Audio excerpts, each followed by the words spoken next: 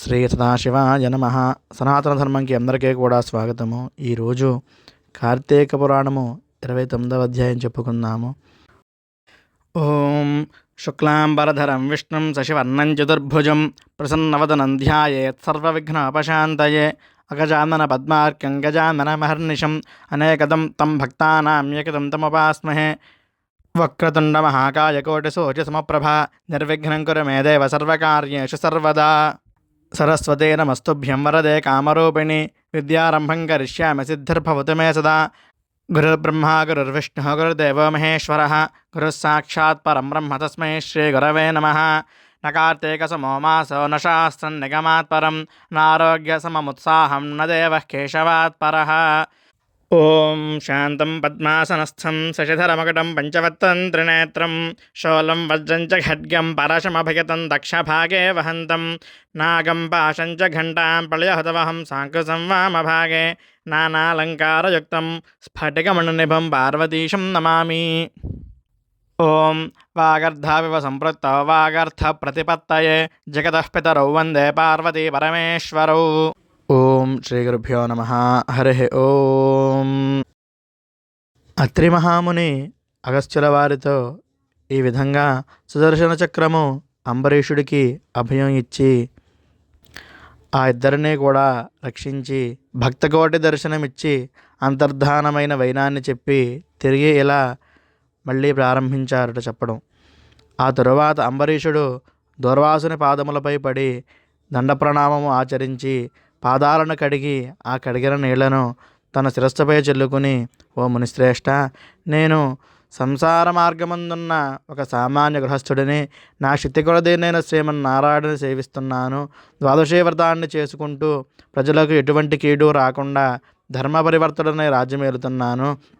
నా వలన మీకు సంభవించిన కష్టానికి నన్ను మన్నించండి. మీ యందు నాకు అమితమైన అనురాగం ఉండుట చేతనే తమకు ఆతిథ్యం ఇవ్వాలని ఆహ్వానించాను. కాబట్టి నా ఆతిథ్యాన్ని స్వీకరించి నన్ను నా వంశాన్నే పావనం చేసి కృతార్థుడిని చెయ్యండి. మీరు దయార్థ హృదయులు.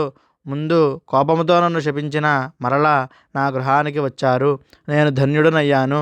మీ రాక వలన శ్రీ మహావిష్ణువు యొక్క సుదర్శనం చూసి భాగ్యము నాకు కలిగింది. అందుచే నేను మీ ఉపకారం మరవలేకున్నాను. మహానుభావ, నా మనస్సు సంతోషముచే మిమ్మల్ని ఎలా స్తుతించాలో కూడా నాకు మాటలు రావటం లేదు. నా కళ్ళ వెంట వచ్చు ఆనంద భాష్పములతో తమ పాదాలను కడుగుతున్నాను. తమకు ఎంత సేవ చేసినా ఇంకా రుణపడి ఉంటాను. కాబట్టి ఓ పుణ్యపురుష, నాకు మరలా నరజన్మ రాకుండా ఉండేటట్లు సదా మీ వంటి మునిశ్రేష్ఠుల యందును ఆ శ్రీమన్నారాయణుడి యందును మనస్సు గలవాడనే ఉండినట్లు నన్ను ఆశీర్వదించండి అని ప్రార్థించారుట. సహపంక్తి భోజనానికి దయచేయమని ఆహ్వానించారుట.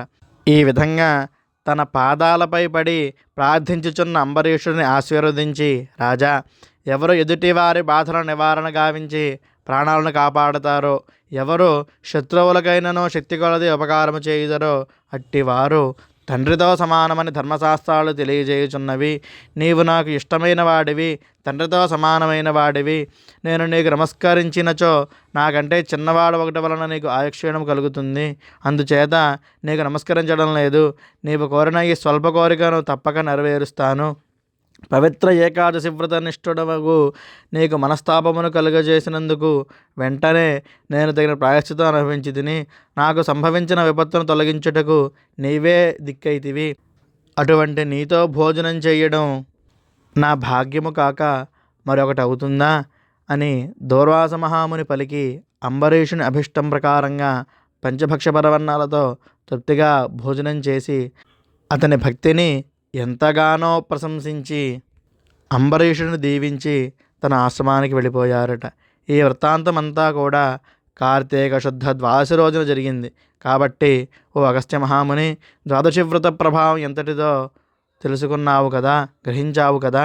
ఆ దినమున విష్ణుమూర్తి క్షీరసాగరమందు శేషశయ్యపై నుండి లేచి ప్రసన్న మనస్కుడై ఉంటాడు. కాబట్టే ఆ రోజుకు అంతటి శ్రేష్టత మహిమ కలిగింది. ఆ రోజు చేసిన పుణ్యము ఇతర దినాలలో పంచదానములు చేసినంత ఫలము పొందుతుంది. ఏ మనుష్యుడు కార్తీక శుద్ధ ఏకాదశి రోజున శుష్కోపవాసం ఉండి పొగలల్లా హరినామ సంకీర్తన చేసి ఆ రాత్రి అంతయు పురాణము చదువుచు లేక వింటూ జాగరణ చేసి ఆ మరునాడు అనగా ద్వాదశి నాడు తన శక్తి కొలది శ్రీమన్నారాయణ ప్రీతి కొరకు దానములిచ్చి బ్రాహ్మణులతో కూడి భోజనం చేస్తారో అట్టి వాని సర్వపాపాలు ఈ వ్రత ప్రభావము వలన పటాపంచలైపోతాయి. ద్వాదశి ఘడియలు తక్కువగా ఉన్నను ఆ ఘడియలు దాటకుండానే భోజనం చేయాలి. ఎవరికైతే వైకుంఠములో స్థిర నివాసం ఏర్పరచుకొని ఉండాలని కోరిక ఉంటుందో అటువంటి వారు ఏకాదశి వ్రతమో ద్వాదశి వ్రతమో రెండూ చేయాలి. ఏ ఒక్కటియో విడవకూడదు. శ్రీహరికి ప్రీతికరమైన కార్తీక శుద్ధ ద్వాదశి అన్ని విధములా శ్రేయస్కరమైనది. దాని ఫలితము గురించి ఎంత మాత్రమో సంశయించకూడదు. మర్రి చెట్టు విత్తనము చాలా చిన్నది అయినా కూడా అదే గొప్ప వృక్షమైన విధంగా కార్తీక మాసంలో నియమానుసారంగా చేసిన ఏ కొంచెము పుణ్యమైనను అది అవసాన కాలమున యమదూతల పాలు కానియక కాపాడుతుంది. అందుకే ఈ కార్తీక వ్రతము చేసిన దేవతలే కాక మానవులు ధరించారు. ఈ కథను ఎవరు చదివినా లేక విన్నా సకలైశ్వర్యాలు సిద్ధించి సంతాన ప్రాప్తి అవుతుంది అని అత్రి మహాముని అగస్త్యునితో చెప్పారట. ఇలా ఇంతటితో కార్తీక పురాణము 29వ అధ్యాయము సమాప్తము. హరి ఓం తత్సతు. శ్రీ చంద్రశేఖరార్పణమస్తు. అలాగే ఇప్పుడు ప్రసక్తి వచ్చింది కాబట్టి ఏకాదశి వ్రతం గురించి చిన్న విషయము. ఎవరైనా ఏకాదశి వ్రతం చేయాలి అనుకున్నా లేదా ఏకాదశి నాడు ఉపవాసం చేయాలనుకున్న ముందు రోజు అంటే దశమి నాడు రాత్రి కూడా భోజనం చేయకూడదు. వారు దశమి నాడు రాత్రి కూడా పలహారము కానీ లేదా దశమి నాడు రాత్రి ఉపవాసం ఉండి ఏకాదశి అంతా కూడా ఉపవాసం చేసి ద్వాదశి నాడు మధ్యాహ్నము అంటే ద్వాదశి ఘడియలు ఉండగానే భోజనం చేయాలి. ఇది ఏకాదశి వ్రతం చేసే విధానము. ఇంకా ఎవరైనా ఏకాదశి వ్రతం గురించి తెలుసుకోవాలి అనుకుంటే నన్ను సంప్రదిస్తే లేదా ఈ వీడియో కింద కామెంట్ పెట్టినా మీరు ఏం తెలుసుకోవాలనుకుంటున్నారో దాని గురించి వివరించి చెప్పే ప్రయత్నం చేస్తాను. హరి ఓం తత్సతు. శ్రీ చంద్రశేఖర పాహిమాం.